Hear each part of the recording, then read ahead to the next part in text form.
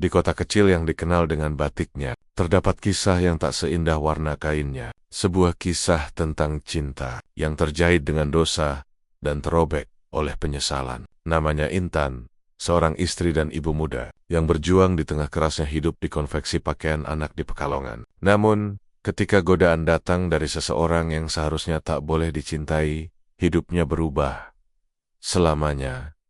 Cinta, perselingkuhan, dan penyesalan. Semua bersatu dalam satu kisah yang mengoyak hati. Inilah kisahnya. Cinta yang tersobek di Pekalongan, sebuah cerita tentang cinta terlarang, pengkhianatan, dan perjalanan menuju penebusan yang tak pernah mudah. Pagi di Pekalongan terasa lembab. Udara dari arah pantai membawa aroma asin yang bercampur bau kain dari konveksi di gang kecil dekat pasar. Di antara deru mesin jahit, suara tawa para pekerja perempuan terdengar riuh, menyembunyikan lelah yang mereka rasakan setiap hari. Di pojok ruangan itu, seorang perempuan muda bernama Intan sibuk merapikan hasil jahitannya. Umurnya baru 30, kulitnya sawo matang, dan senyumnya lembut, tapi sorot matanya menyimpan lelah. Ia bekerja di konveksi pakaian anak milik Pak Dimas, seorang pria parubaya yang terkenal ramah namun berwibawa. Intan, ini hasil jahitannya sudah dicek belum? Tanya Dimas sambil mendekat, membawa setumpuk kain kecil bergambar karakter kartun. Sudah Pak, tinggal beberapa potong lagi, jawab Intan, menunduk sopan. Dimas tersenyum, rapi banget hasilnya. Kamu memang paling teliti di antara semuanya. Intan tersipu. Biasa aja Pak, cuma mau kerja yang benar. Senyum itu menjadi awal dari sesuatu yang tak pernah ia duga. Sore harinya, Intan pulang ke rumah kontrakannya yang sempit. Suaminya, Raffi, duduk di depan televisi menatap layar kosong. Mas, udah makan belum? Tanya Intan sambil melepas jilbab dan tas kerja. Belum, jawab Raffi datar, tanpa menoleh. Kenapa diem aja Mas? Capek Tan? Orderan bengkel lagi sepi, motor orang aja belum ada yang masuk. Intan menatapnya, menahan keluh. Belakangan, Raffi memang sering murung. Usahanya sebagai montir kasil-kasilen di rumah nyaris tak jalan. Semua beban rumah tangga terasa berat di pundak Intan. Ia ingin menghibur suaminya, tapi setiap kali mencoba, Raffi hanya membalas dengan keluhan atau diam panjang. Malam itu, mereka makan dalam sunyi. Hanya suara sendok dan piring yang terdengar. Sementara di pikirannya, wajah Pak Dimas terlintas. Senyumnya, perhatian kecilnya, dan caranya memuji kerja Intan yang membuat hatinya hangat. Beberapa hari kemudian, konveksi mendapat pesanan besar dari toko pakaian anak di Jakarta. Semua pekerja diminta lembur. Intan pun ikut, walau hatinya tak tenang meninggalkan anaknya, Naya, yang masih 5 tahun. Ia menitipkan Naya pada ibunya di desa pinggiran kota. Malam itu, hujan turun deras. Ruang konveksi terasa dingin. Hanya tersisa beberapa orang yang masih bekerja. Dimas datang membawa kopi panas untuk para pekerja. Yang lain udah pulang, ya? Tanya Dimas. Iya Pak, tinggal saya sama Bu Ririn, jawab Intan. Namun tak lama kemudian, Bu Ririn pamit lebih dulu karena anaknya sakit. Tinggallah Intan seorang diri di ruangan besar itu. Dimas menghampiri meja jahitnya. Kamu hebat, Intan. Jarang ada karyawan yang sekuat kamu. Udah malam begini, masih kerja. Intan tersenyum, menatap kain yang baru dijahit. Kalau nggak kerja, siapa lagi yang bantu ekonomi rumah Pak? Raffi belum dapat kerja tetap ya? Intan mengangguk pelan. Belum Pak. Kadang saya iri lihat ibu-ibu lain yang suaminya mapan. Tapi ya, mungkin memang rezeki saya di sini. Dimas menatapnya lama. Kalau ada apa-apa, bilang ke saya. Saya bantu sebisa saya. Tatapan mereka bertemu. Hujan di luar semakin deras. Waktu seakan berhenti di antara suara jarum mesin dan detak jantung yang makin cepat. Keesokan harinya, gosip mulai beredar. Salah satu pekerja melihat Dimas mengantar Intan pulang malam itu. Kamu tahu nggak? Si Intan dianterin bosnya semalam. Berdua aja loh, bisik seorang pekerja ke temannya. Serius? Wah, bahaya tuh. Bos sudah punya istri. Bisikan itu menyebar cepat. Intan mulai merasa semua mata menatapnya setiap kali masuk ruangan. Ia mencoba menepis gosip itu. Tapi Dimas justru makin sering memberi perhatian, menitipkan makanan, menanyakan kabar, bahkan diam-diam menyalurkan bonus lebih banyak untuknya. Di rumah, Raffi mulai curiga. Kenapa akhir-akhir ini kamu sering pulang malam? Tanyanya suatu malam. Lembur mas, pesanan lagi banyak, jawab Intan tenang. Lembur terus tiap malam, jangan-jangan kamu udah nggak kerja lembur, tapi jalan. Sama orang, mas ngomong apa sih? Aku kerja buat bantu kamu, bantu atau bantu selingkuh di belakang aku. Tamparan keras mendarat di pipi Intan. Ia terdiam, air matanya mengalir tanpa suara. Di sudut rumah, Naya menangis ketakutan melihat kedua orang tuanya bertengkar. Air mata dan dosa yang mulai tumbuh malam itu. Intan pergi dari rumah tanpa bicara lagi. Ia membawa pakaian secukupnya dan menumpang di rumah ibunya. Tan, kamu kenapa? Tanya ibunya terkejut. Cuma butuh tenang, Bu. Aku capek, Raffi. Intan mengangguk, menahan isak. Hari-hari berikutnya, ia tetap bekerja seperti biasa. Tapi di dalam hati, ada kekosongan yang mulai diisi oleh kehadiran Dimas. Bosnya itu semakin sering mengajaknya berbicara.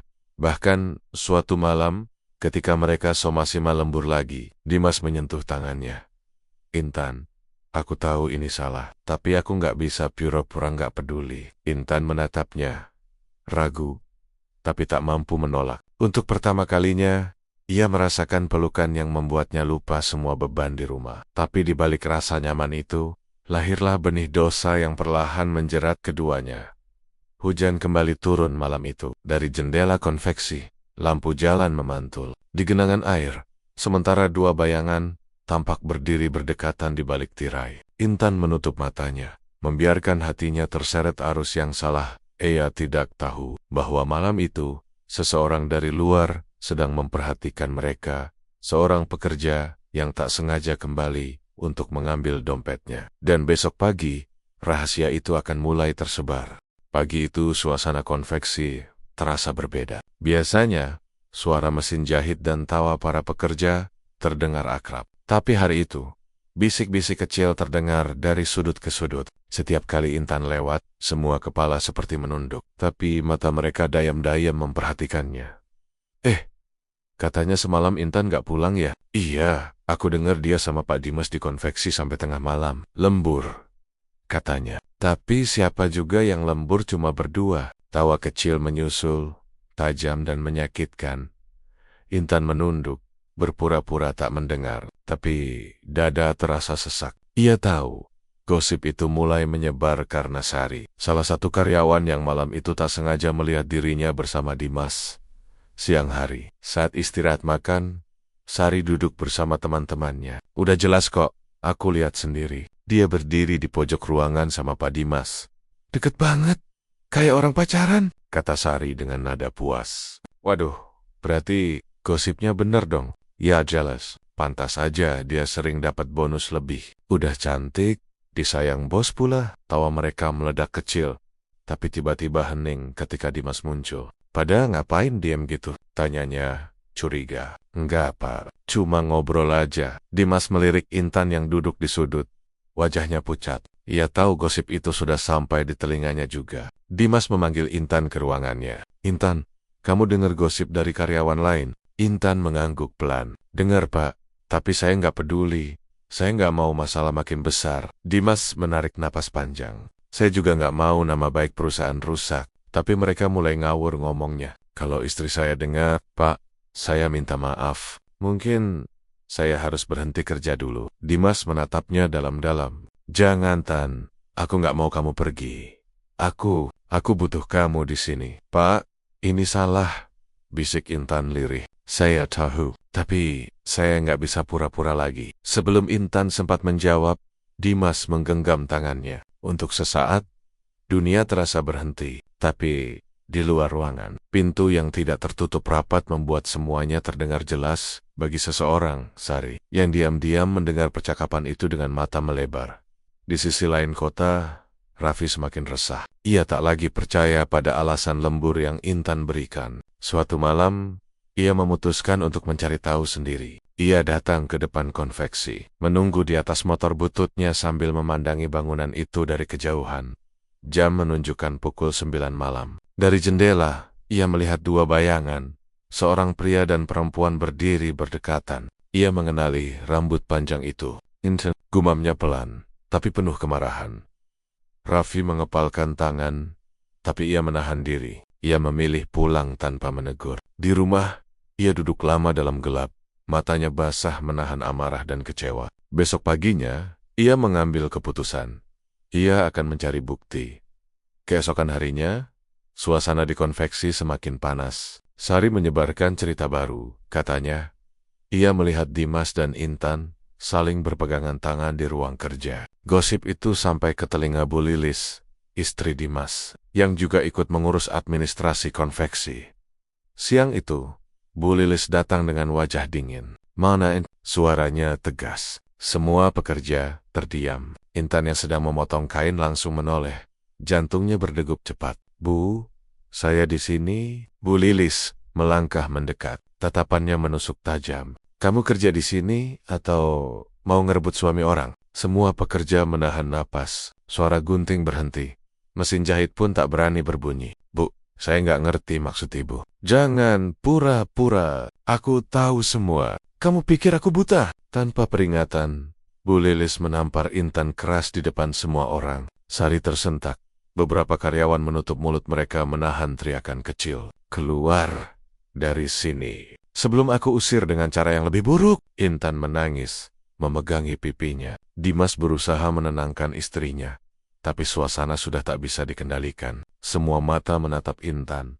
Iba sekaligus menghakimi. Intan tidak pulang ke rumah. Ia berjalan tanpa arah menyusuri gang sempit di sekitar pasar. Air matanya tak berhenti mengalir. Semua terasa hancur. Pekerjaannya, harga dirinya, rumah tangganya.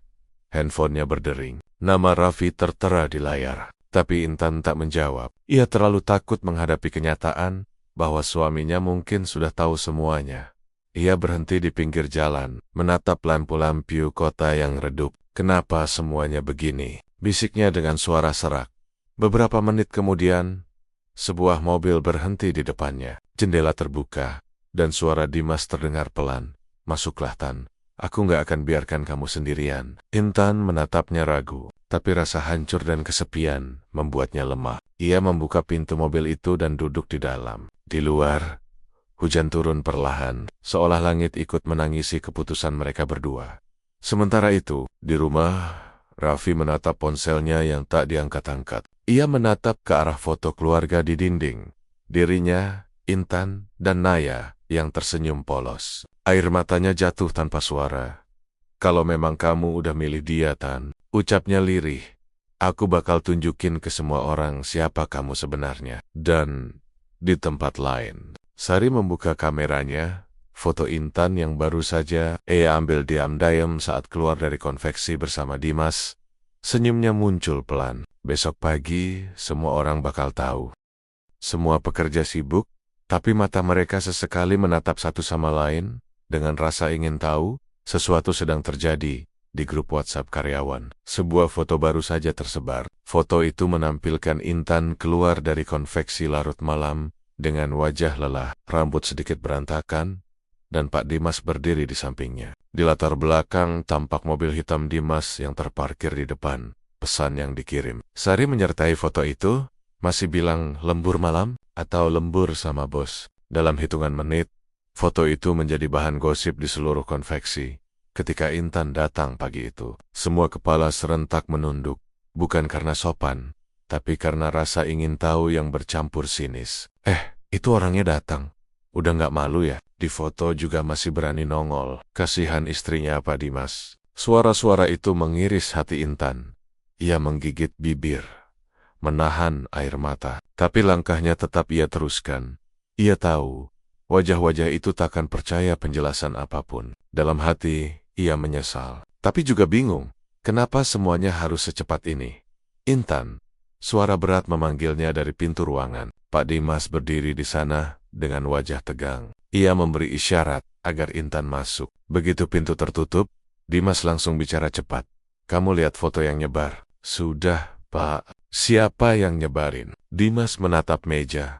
Wajahnya muram. "Sari, saya tahu dari staf admin, tapi sekarang udah telat. Semua orang udah lihat." Intan menunduk, air matanya menetes pelan. "Bu Lilis bakal tahu." "Pak, saya nggak mau rusak rumah tangga orang." "Udah terlanjur, Tan. ucap Dimas lirih. Saya juga udah ditanyain istri semalam. Dia curiga berat. Intan menggeleng. Saya nggak kuat, Pak.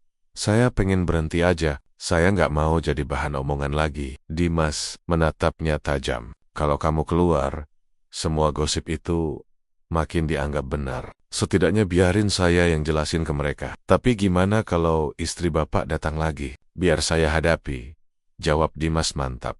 Meski nada suaranya terdengar gugup, tak butuh waktu lama. Siang itu, Bu Lilis muncul di konveksi lagi. Kali ini tidak sendiri. Ia datang bersama 2 staf administrasi dan wajahnya memerah karena amarah. Begitu masuk, ia langsung menghampiri Dimas dan melemparkan printan foto Kemeya. Ini apa, Mas Dimas? Ini siapa perempuan ini? Dimas menelan ludah. Itu cuma salah paham, Lis. Salah paham. Kau pikir aku bodoh? Orang-orang di sini udah lihat semua. Malu aku, Mas. Suara istri Dimas bergema ke seluruh ruangan. Semua pekerja berhenti bekerja, menatap mereka. Bu Lilis berbalik menatap Intan yang berdiri gemetar di sudut ruangan. Dan teriaknya sambil menunjuk. Perempuan murahan. Udah dikasih kerja malah ngerebut suami orang. Intan menangis, menutupi wajahnya. Bu, saya mohon jangan bicara begitu. Saya enggak. Tamparan keras mendarat di pipi Intan. Suara itu menggema di seluruh ruangan. Keluar dari sini sekarang juga. Aku enggak mau lihat muka kamu lagi. Bu Lilis. Cukup, bentak Dimas akhirnya. Jangan bikin keributan di depan karyawan. Keributan? Yang bikin rusak nama keluarga ini siapa, Mas Dimas? Aku atau perempuan itu? Suasana jadi kacau. Para karyawan saling berbisik. Beberapa menunduk tak tega melihat Intan menangis. Tapi di antara mereka, Sari diam saja dengan wajah puas. Hasil perbuatannya berhasil menciptakan badai. Sore hari, Raffi datang ke konveksi. Ia sudah melihat foto itu dari grup tetangga. Seseorang mengirim ulang dari grup karyawan. Wajahnya pucat, matanya merah karena kurang tidur.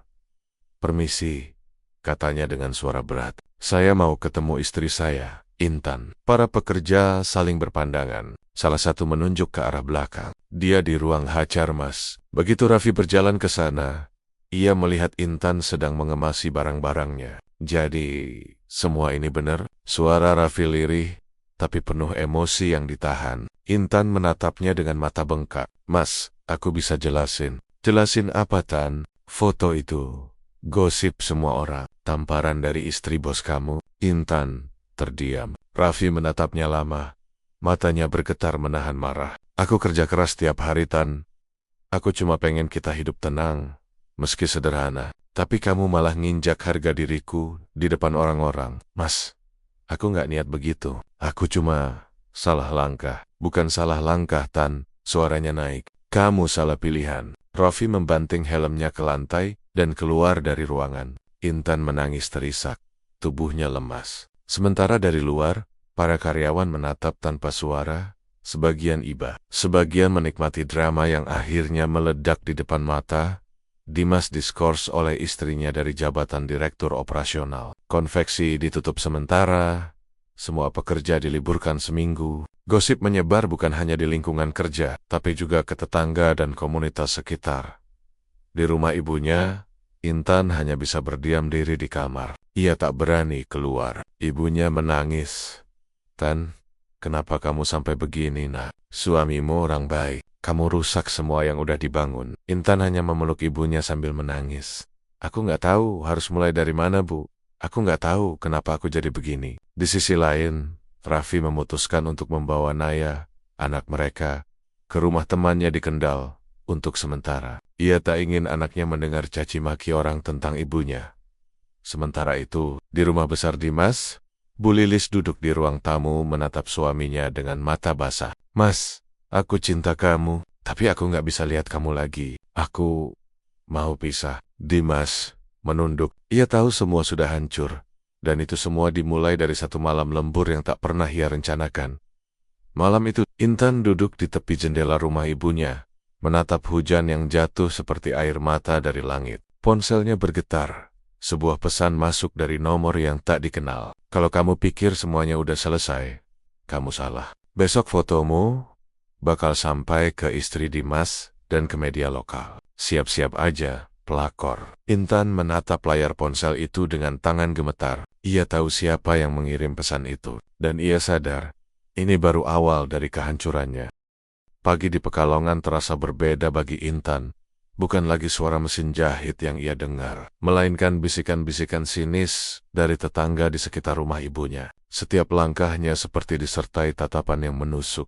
Kasihan ibunya, punya anak perempuan gak tahu diri. Udah punya suami, masih aja main sama laki-laki orang. Perempuan begitu gak pantas tinggal di kampung ini. Kalimat itu terdengar jelas di telinganya. Meski mereka berpura-pura berbisik, Intan menunduk dalam, membawa kantong plastik berisi sayur dari warung. Tangannya gemetar. Ia ingin menegur, tapi mulutnya tak sanggup mengeluarkan kata.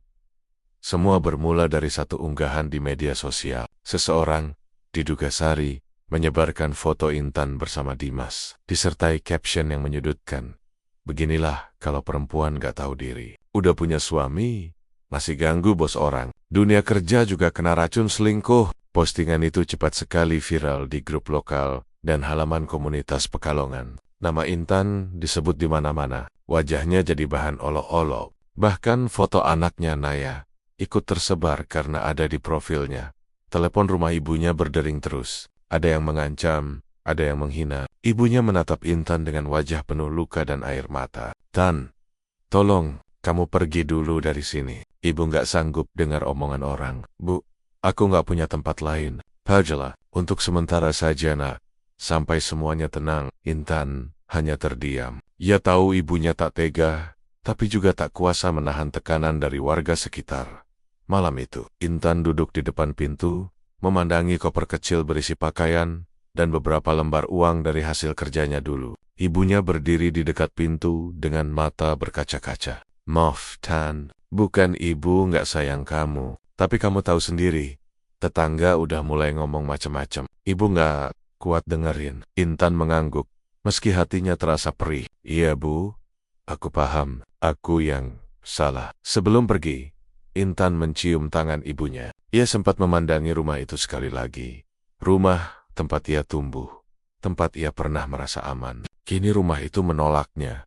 Langkahnya berat saat meninggalkan gang kecil itu. Setiap lampu rumah yang menyala terasa seperti mata yang menghakimi. Beberapa hari kemudian, Intan tinggal di kamar sewa sempit di pinggiran kota Pekalongan. Kamar itu pengap, hanya ada kasur tipis dan satu kipas rusak. Tapi bagi Intan, tempat itu satu-satunya ruang untuk bernafas.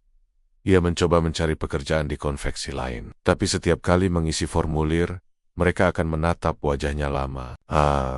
Anda Intan ya, yang di berita itu?" Intan hanya menunduk. "Iya bu, tapi semua itu nggak sepenuhnya benar. Maaf, Bu Intan, kami belum bisa terima sekarang. Nama konveksi kami bisa rusak kalau tahu Anda kerja di sini." Kalimat penolakan itu jadi makanan sehari-hari. Hari berganti, tapi tak ada satupun yang mau menerima dirinya bekerja. Uang tabungannya makin menipis. Malam-malam ia hanya duduk di tepi jendela, menatap langit kota yang gelap dan kosong. Dalam diam, ia berbisik, "Tuhan, aku tahu aku salah. Tapi apa masih ada jalan buat aku memperbaiki semuanya?" Kabar tentang anak Intan nekat menelepon Raffi. Suaminya tak langsung menjawab, tapi setelah beberapa kali panggilan, suara berat itu terdengar. "Ada apa? Mas, gimana Naya? Aku kangen banget sama dia. Dia baik-baik aja. Sekarang tinggal di rumah temanku di Kendal. Jangan ganggu dulu. Mas, aku cuma mau dengar suaranya sebentar aja." "Cukup Tan, aku nggak mau anak kita tahu ibunya kayak gitu." Suara itu menampar hati Intan lebih keras dari tamparan siapapun. Ia menahan isak, tapi tangisnya pecah juga. "Mas, aku tahu aku salah, tapi jangan jauhkan aku dari anakku." "Terlambat Tan," ucap Raffi dingin. "Kamu udah buat kami malu di depan semua orang." Telepon ditutup. Intan menatap layar ponselnya yang gelap, lalu menunduk dan menangis sejadi-jadinya. Hanya suara detik jam yang menemani malam panjangnya. Harapan yang masih hidup beberapa hari kemudian, seorang tetangga lama, Bu Ratna, datang ke kamar sewanya. "Intan, Burak, kok ibu tahu saya di sini?" "Ibu dengar dari ibumu. Ibu cuma mau bantu. Ada teman ibu yang punya usaha jahit kecil di Pasar Poncol. Gajinya nggak besar, tapi lumayan buat makan. Kamu mau? Mata Intan langsung berkaca-kaca. Ayah bu, saya mau. Apa aja, yang penting halal. Bu Ratna menepuk bahunya. Sudah, mulai dari sini aja. Jangan pikirin omongan orang. Hidup masih panjang, nak. Untuk pertama kalinya setelah sekian minggu, Intan tersenyum meski lemah. Ia tahu, meski semua orang menghina, masih ada satu dua hati yang mau percaya bahwa manusia bisa berubah. Intan menatap tangannya yang kasar karena bekas kerja menjahit dulu. Ia sadar, hidupnya kini mulai dari titik nol. Nama baiknya rusak, cintanya hilang, keluarganya hancur. Tapi di balik semua itu, ia masih punya satu hal, keinginan untuk menebus dosa dari keyohan. Suara azan Isya berkumandang. Intan menutup matanya, berbisik pelan. Kalau ini balasan dari kesalahanku, aku terima. Asal aku masih punya kesempatan buat jadi orang baik lagi. Dan di luar sana, di tempat lain di Pekalongan, seseorang menatap layar ponselnya, Sari, dengan senyum sinis. Ia tak tahu bahwa perbuatannya sebentar lagi akan membawa malapetaka balik kepadanya. Sudah 2 bulan sejak nama Intan hancur karena gosip. Hidupnya kini sederhana bekerja di kios jahit kecil milik Bu Reni di Pasar Poncol. Meski upahnya tak besar, setiap helai kain yang ia jahit terasa seperti doa kecil. Jari-jarinya yang dulu halus kini penuh luka, tapi ada ketenangan baru di wajahnya. Pelan-pelan aja. Tan, jahitanmu rapi banget sekarang, puji Bu Reni. Intan tersenyum lemah. Terima kasih Bu, saya cuma mau kerja sebaik-baiknya, biar nggak malu lagi. Hari-harinya diisi dengan kerja keras, tanpa keluhan. Kadang saat istirahat, ia duduk di belakang kios, menatap jalanan pasar, sambil menahan rindu pada anaknya. Naya, setiap kali melihat anak kecil lewat sambil tertawa, matanya basah. Di sisi lain kota, Sari, perempuan yang menyebarkan foto dan gosip itu, mulai menerima buah dari kebenciannya sendiri. Awalnya, semua berjalan baik. Ia merasa puas setelah menjatuhkan Intan. Bahkan sempat bangga ketika postingannya mendapat ratusan komentar, namun hidup mulai berbalik. Suaminya, Tegar, menemukan pesan dari rekan kerja pria yang pernah akrab dengannya dulu. Pesan yang lama, tapi kini memicu curiga. Ini siapa, Sat? Hanya teman kerja mas. Udah lama banget teman kerja tapi manggil sayang. Nada suara Tegar berubah tajam. Sejak malam itu, rumah mereka seperti neraka. Tegar mulai jarang pulang. Sari merasa takut sendiri. Gosip yang dulu ia sebarkan, kini justru berbalik arah. Orang-orang mulai membicarakan rumah tangganya. Katanya Sari sekarang lagi ribut sama suaminya. Iya, padahal kemarin dia paling cerewet ngomongin orang. Karma memang tidak pernah salah alamat, hanya menunggu waktu untuk menjemput. Sementara itu, Dimas, bos konveksi tempat Intan dulu bekerja, juga mulai merasakan guncangan besar. Setelah skandalnya mencuat, banyak pelanggan mulai menarik kerjasama. Beberapa distributor besar dari Jakarta memutus kontrak karena tidak mau nama mereka ikut tercemar. Pak, bahan dari pabrik belum dikirim. Mereka minta dipin ya, dibayar penuh dulu. Kita nggak punya uang segitu. Mirna, bentak Dimas kesal. Kalau begini terus, perusahaan bisa tutup. Tak berhenti di situ, istrinya, Melisa, yang dulu marah besar setelah tahu perselingkuhannya dengan Intan, kini benar-benar meninggalkan rumah. Ia menggugat cerai dan membawa serta 2 anak mereka ke Semarang. Dimas terpuruk. Rumahnya sepi, konveksinya sepi, dan kepercayaannya dari orang-orang hancur. Malam-malam ia duduk di meja kerjanya yang kini berdebu, menatap foto keluarganya yang retak. Air matanya menetes di atas dokumen tagihan yang menumpuk. Dalam hati ia sadar, semua ini adalah bayaran dari kesalahan yang ia buat. Suatu siang di kios Bu Reni, Intan sedang menjahit seragam sekolah anak. Tiba-tiba 2 ibu pedagang sayur datang bergosip sambil membeli baju anak. Kamu tahu Bu, Dimas itu katanya usahanya bangkrut. Sekarang konveksinya tutup. Wah, beneran. Pantesan jarang kelihatan mobilnya lagi lewat sini. Intan berhenti sejenak. Jarum jahit di tangannya terdiam. Ia tak ikut bicara, hanya menunduk, berusaha menetralkan perasaannya. Dalam hatinya, bukan rasa puas yang muncul, tapi justru sedih. Bu, baju ini mau ukuran lebar atau M? Ucapnya pelan, mencoba mengalihkan. Namun setelah para pembeli pergi, Bu Reni menatapnya lembut. Kalau dengar kabar gitu, jangan disimpan di hati ya Tan. Biarkan waktu yang bekerja. Intan mengangguk. Saya nggak mau dendam Bu. Saya cuma pengen bisa hidup tenang lagi. Saat Intan pulang dari pasar, hujan turun deras. Ia berteduh di bawah emperan toko yang sudah tutup. Tiba-tiba sebuah mobil hitam berhenti di depannya. Kaca jendela terbuka, dan wajah yang ia kenal muncul. Intan, "Pak Dimas." Wajah Dimas tampak kusut, jauh berbeda dari dulu. Matanya sembab, pakaiannya lusuh. "Aku nyari kamu beberapa hari ini. Aku cuma mau minta maaf." Intan tertegun. Hujan terus mengguyur. "Udah nggak perlu, Pak. Semuanya udah lewat." "Tidak, Tan. Semua ini salahku. Kalau aja waktu itu aku nggak ganggu kamu, mungkin kamu nggak akan hancur kayak gini. Aku kehilangan semuanya, Tan. Usaha, keluarga, nama baik, semua." Suara Dimas serak menahan tangis. Intan memejamkan mata, lalu menjawab pelan, "Kalau Bapak sadar sekarang, itu udah cukup. Saya juga banyak salah. Cuma, saya belajar, Pak. Kalau hidup nggak berhenti walau kita jatuh sekeras apapun." Dimas menunduk. Air matanya jatuh bercampur hujan. "Kamu kuat, Tan. Aku iri." Intan menatap langit, lalu berkata lirih, "Bukan kuat, Pak. Cuman nggak punya pilihan selain bertahan." Mobil itu perlahan pergi meninggalkan Intan di bawah guyuran hujan. Perempuan itu tersenyum tipis. Bukan karena bahagia, tapi karena hatinya mulai bisa menerima masa lalunya.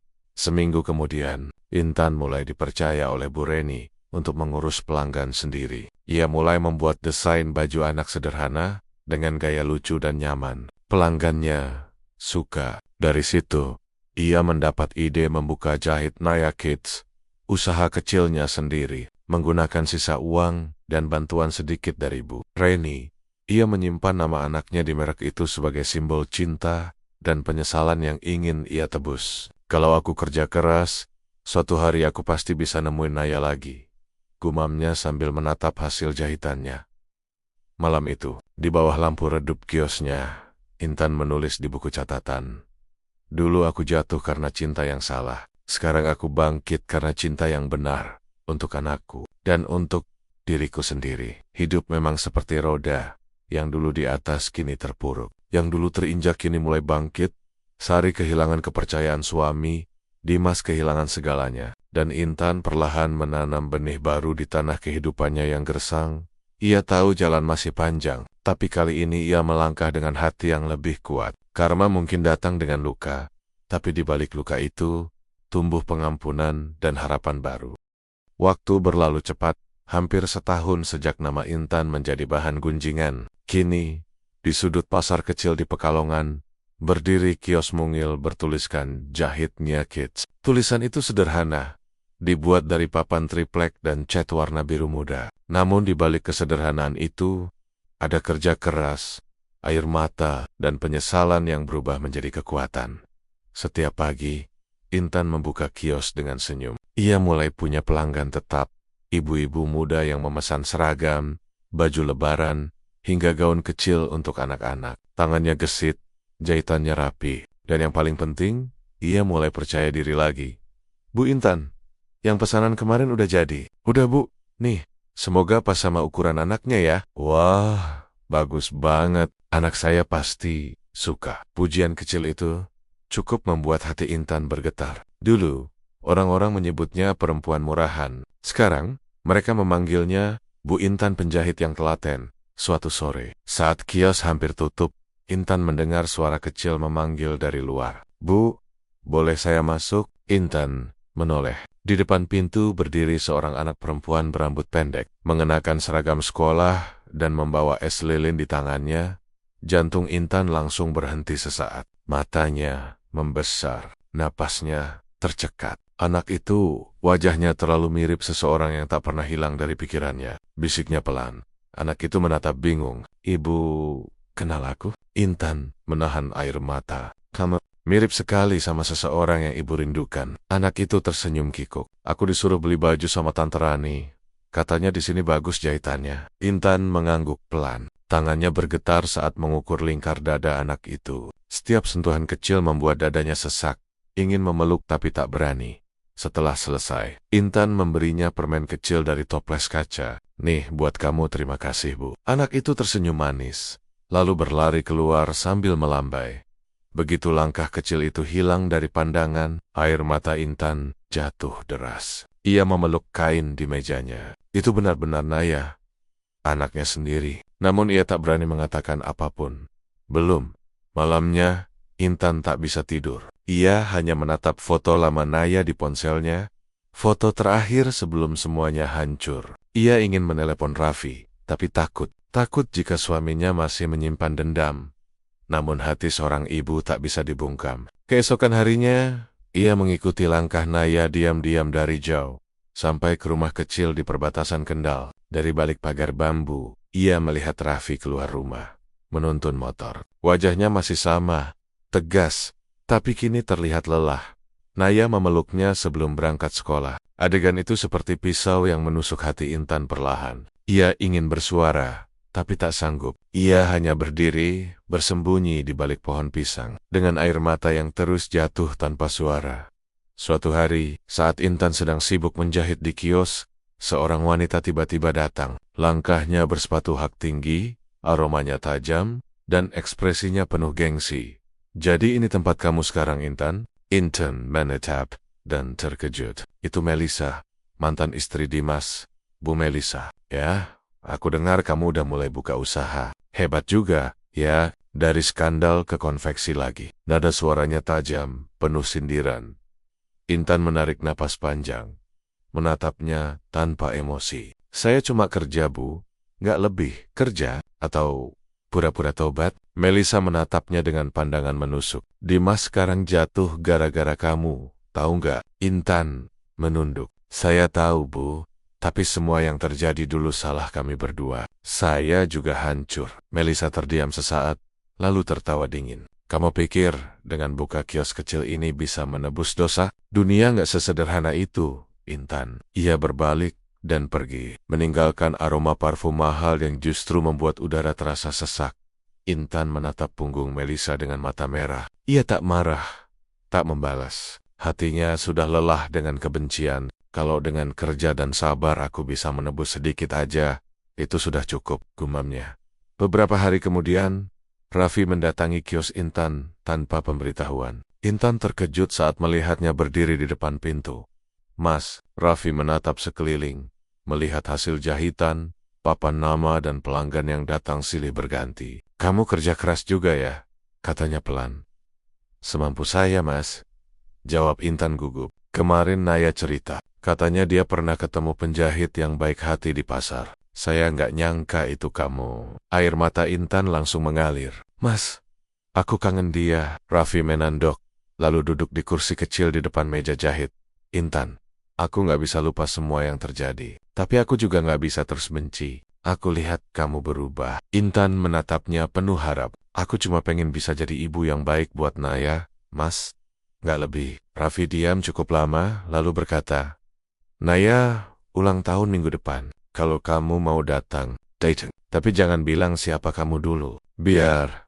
Pelan-pelan, Intan menutup wajahnya sambil menangis. Kali ini bukan air mata penyesalan, tapi air mata kesempatan kedua. Intan duduk di kiosnya yang sepi. Lampu neon redup memantulkan cahaya lembut di wajahnya. Ia menulis di buku catatannya, "Penebusan bukan soal menghapus masa lalu, tapi bagaimana aku berjalan dengan luka itu tanpa berhenti." Ia tahu, jalan menuju pengampunan masih panjang. Masih ada orang-orang yang belum memaafkan, masa lalu yang kadang datang menghantui. Tapi kini, Intan melangkah dengan hati yang lebih kuat. Karena di ujung sana, ada senyum kecil bernama Naya yang menantinya. Minggu pagi di Pekalongan terasa berbeda. Langit cerah, burung-burung berterbangan, dan pasar mulai ramai dengan suara tawa anak-anak yang berlarian di depan kios. Namun di balik ketenangan itu, hati Intan berdebar keras. Hari ini ulang tahun Naya, hari yang selama ini ia tunggu-tunggu. Ia sudah menyiapkan hadiah kecil, gaun kuning lembut dengan renda halus dan pita biru di pinggang. Bukan hadiah mahal, tapi dijahit dengan penuh cinta dan air mata rindu di Rama Raffi. Suasana sederhana, tapi hangat. Naya meniup lilin dengan senyum manis. Di sudut ruangan, Intan berdiri diam, memandangi anaknya dari kejauhan. Ia menahan diri agar tidak memeluk. Sesuai janji dengan Raffi, namun ketika Naya melihat ke arahnya, Anak itu berlari kecil dan bertanya, "Bu penjahit, kok ibu datang?" Intan tersenyum. Matanya berair. "Ibu cuma mau kasih hadiah." Naya memeluk gaun itu dengan gembira. "Terima kasih Bu, aku suka banget." Raffi menatap adegan itu diam-diam. Ada senyum samar di wajahnya. Senyum yang sudah lama hilang. Beberapa hari setelah pesta itu, Intan mulai merasa hidupnya lebih ringan. Pesanan jahitan makin banyak, kiosnya makin ramai. Namun, ketenangan itu mulai retak ketika seseorang datang ke pasar. Dimas, tubuhnya tampak lebih kurus. Wajahnya pucat, tapi mata itu masih sama. Mata seorang pria yang pernah membuat hidup Intan berantakan. "Intan," panggilnya pelan di depan kios. Intan menoleh. "Pak Dimas, mau apa lagi Pak? Aku nggak datang untuk minta apa-apa. Aku cuma mau bilang hati-hati sama Melisa." Intan terdiam. "Maksud Bapak? Dia lagi nyari kamu. Aku dengar dia marah besar karena tahu kamu udah dekat lagi sama Raffi. Dia pikir kamu mau rebut keluarganya lagi." Intan mengerutkan dahi. "Tapi aku nggak punya urusan lagi sama dia." Dimas menghela napas panjang. "Dia bukan perempuan yang gampang diam, Tan. Aku dulu juga pikir begitu." Sebelum Intan sempat bertanya lebih jauh, Dimas buru-buru pergi, meninggalkan tanda tanya besar di benaknya. Sementara itu, di sebuah kafe di pusat kota, Melisa duduk bersama seorang pria bertubuh tinggi. Di mejanya ada amplop coklat tebal. Semua data ini tentang dia Yuke pria itu. Alamat kios, jadwal buka, bahkan rumah kontrakannya. Melisa tersenyum tipis. "Bagus. Aku cuma mau satu hal.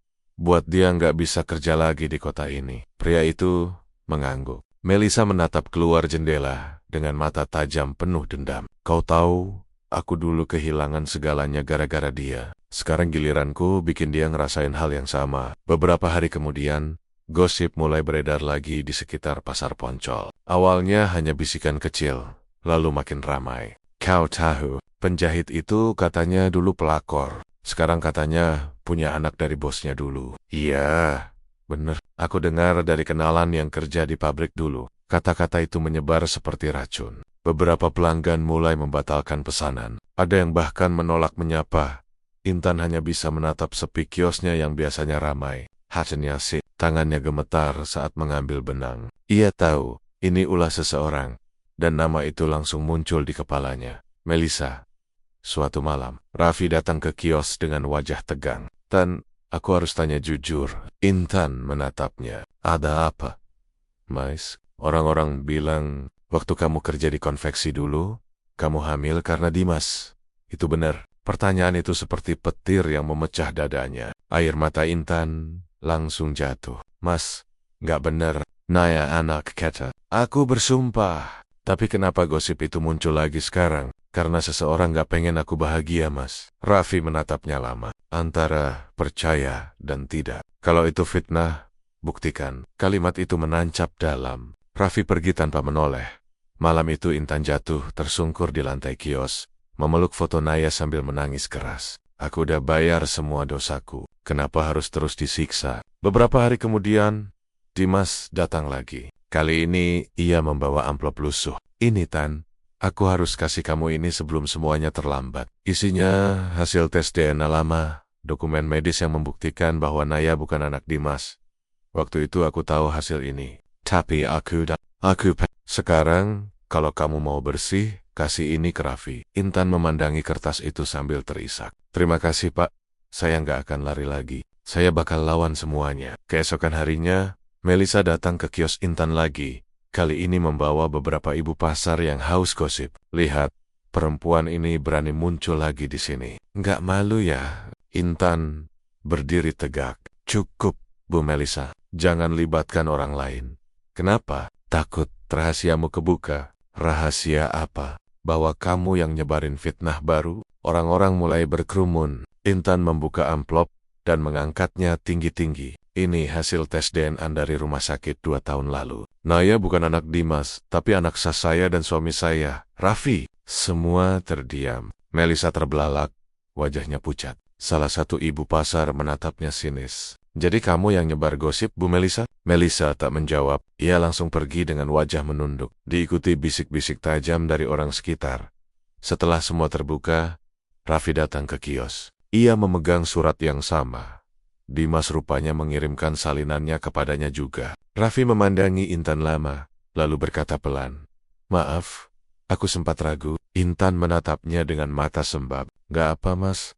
Aku udah biasa disalahin." Raffi menggenggam tangannya. "Sekarang cukup. Aku gak mau kamu jalan sendiri lagi." Untuk pertama kalinya, setelah semua badai yang menghancurkan hidup mereka, tangan itu kembali saling menggenggam. Tidak untuk melupakan masa lalu, tapi untuk menyembuhkannya bersama-sama malam itu. Intan duduk di depan kiosnya, menatap jalanan pasar yang mulai kosong. Ia tersenyum kecil. "Dulu aku jatuh karena cinta yang salah, tapi hari ini aku berdiri karena cinta yang tulus." Namun, di kejauhan, di sebuah mobil yang berhenti di ujung jalan, Melisa masih menatapnya dari balik kaca dengan tatapan penuh kebencian. Dan di kursi belakang, ada seseorang yang mengejutkan, Tegar, suami Sari.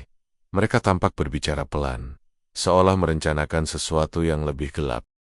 Beberapa minggu setelah konfrontasi di pasar, hidup Intan mulai membaik. Kios jahitnya kembali ramai. Pelanggan yang dulu sempat pergi mulai datang lagi. Ia bahkan menerima undangan dari Bu Nur, kepala koperasi pasar, untuk membuka cabang kecil di dekat terminal setiap sore. Intan duduk di depan kios sambil menjahit, ditemani tawa kecil Naya yang mulai sering bermain di sana. Dunia seolah kembali normal, tapi Intan tahu bayangan masa lalu belum benar-benar hilang. Di tempat lain, Melisa dan Tegar bertemu di sebuah kafe sepi di pinggir kota. Wajah Melisa tampak tegang, sementara Tegar menatapnya dengan pandangan dingin. "Dia bikin aku jatuh." "Teg," ucap Melisa pelan. "Dia bikin aku kehilangan Raffi, kehilangan harga diri. Aku mau dia hancur." Tegar meneguk kopinya pelan. "Aku juga punya urusan sama dia. Istriku, Sari, pergi karena bantuin Intan waktu itu. Aku kehilangan rumah tangga gara-gara mereka berdua." Melisa menatapnya tajam. "Kita sama-sama korban." Tegar mengangguk. "Aku bisa bantu, tapi aku nggak mau darah." Melisa tersenyum miring. "Aku cuma mau dia kehilangan semuanya lagi." Dari sana, mereka mulai menyusun rencana, pelan tapi kejam. Menyebar berita palsu bahwa Intan menggunakan bahan curian untuk jahitannya. Memfitnah bahwa uang koperasi pasar hilang karena dia, dan bahkan mengatur seseorang agar menyamar jadi pelanggan, lalu memancing masalah. Semua berjalan rapi. Nama Intan kembali tercoreng. Surat panggilan dari koperasi datang, menuduhnya menyelewengkan dana. Malam itu, Intan menangis di depan meja jahitnya. Surat itu bergetar di tangannya. "Kenapa selalu begini, Tuan?" bisiknya pelan. Raffi datang dan memeluk bahunya. "Kita hadapi bareng, Tan. Aku nggak bakal ninggalin kamu lagi." Intan menatapnya penuh air mata. "Mas, kalau aku di penjara, tolong jagain Naya. Jangan ngomong begitu. Kita akan buktikan kamu nggak salah." Namun di luar, seseorang memotret mereka diam-diam dari dalam mobil. Tegar. Ia menatap layar ponselnya, merekam semua dengan ekspresi datar. Tapi di matanya mulai tampak ragu. Beberapa hari kemudian, Tegar datang ke rumah Melisa membawa kabar baru. "Aku udah dapat bukti. Fitnah kita mulai dipercaya orang." Melisa tersenyum. "Bagus. Dia pantas dapat itu." Namun Tegar tidak ikut tersenyum. Ia menatap Melisa lama. "Aku lihat anaknya, Mel Naya. Dia nggak salah apa-apa. Kamu yakin mau terusin ini?" Melisa menatapnya tajam. "Kau mulai lembek? Aku cuma nggak mau karma jatuh ke anak kecil." Melisa berdiri. "Jangan ceramahin aku. Kalau kamu takut, keluar aja dari permainan ini." Tapi di matanya muncul sesuatu yang lama hilang. Penyesalan. Keesokan paginya, sidang koperasi diadakan di balai pasar. Intan dipanggil. Semua pedagang berkumpul. Melisa duduk di barisan depan, tersenyum samar. Ketua koperasi membuka map. "Bu Intan, kami menerima laporan bahwa dana pengadaan bahan jahit sebesar 3 juta rupiah tidak tercatat di buku kas. APA Banner." Intan terdiam, menunduk. Ia tahu itu bukan ulahnya. Namun sebelum ia sempat menjawab, pintu balai terbuka. Tegar muncul. Ia membawa flash disk dan setumpuk berkas. "Saya punya bukti bahwa Bu Intan tidak bersalah." Semua menatapnya. Melisa tampak panik. Tegar menyerahkan flash disk itu pada ketua. Di layar, muncul rekaman kamera CCTV dari toko bahan memperlihatkan seseorang yang mirip Melissa mengambil bahan tanpa membayar, lalu mencatat nama Intan di nota pembelian. Ruangan mendadak hening. Semua mata beralih pada Melissa. Wajahnya pucat. Itu nggak bener. Namun tegar menatapnya dingin. Aku yang ambil dari CCTV asli. Kau pikir aku nggak tahu sejauh apa kamu bakal jatuhin dia? Melissa berdiri, lalu berlari keluar dengan air mata di pipinya. Beberapa jam kemudian, kabar menyebar, Melissa mengalami kecelakaan di jalan menuju kota. Mobilnya menabrak pembatas jalan. Ia selamat, tapi mengalami luka di kepala dan kehilangan sebagian ingatannya. Saat Intan mendengar berita itu, hatinya campur aduk. Bukan bahagia, tapi juga bukan sedih. Dendam cuma bikin semua orang terluka, bisiknya lirih. Beberapa hari kemudian, ia datang menjenguk Melissa di rumah sakit. Melissa menatapnya bingung. Kamu siapa? Intan tersenyum lembut. Teman lama. Ia meletakkan bunga di meja dan berbisik pelan. Semoga kamu tenang, Mel. Aku udah maafin semuanya. 3 bulan berlalu. Kios jahit Naya Kids kini punya 2 cabang. Raffi dan Intan mulai membangun kembali rumah tangga mereka perlahan. Naya tumbuh jadi anak ceria yang suka menggambar gaun untuk ibunya. Namun kadang, ketika malam turun dan mesin jahit berhenti berdetak, Intan masih suka termenung di depan jendela. Mengingat masa lalu, semua luka, semua air mata, semua yang pernah hilang.